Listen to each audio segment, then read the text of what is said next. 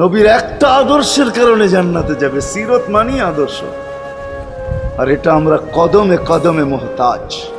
কেননা এই ছোট জীবনটা যদি গ্রহণযোগ্যতা পর্যন্ত পৌঁছাইতে হয় আল্লাহর কাছে, চাই নারী হই, চাই যুবক হই, চাই বৃদ্ধ হই, যেই মানুষই হই না কেন, যেখানেরই হই না কেন, যেই বাসারই হই না কেন, যেই বর্ণেরই হই না কেন, যেই পেশারই হই না কেন, যেই সোসাইটিরই হই না কেন, এই জীবনটাকে যদি গ্রহণযোগ্যতা পর্যন্ত পৌঁছাইতে হয় কার কাছে? দুনিয়া আলাদের কাছে না, মালিকের কাছে, যিনি এক ফোঁটা পানির থেকে অস্তিত্ব দিছেন, যার কাছে আবার আমাদেরকে ফিরা যেতে হবে।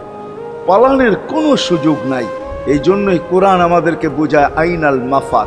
আল্লাহ বলতেছে কোথায় ভাগবে তুমি, বলো কোথায় ভাগবে?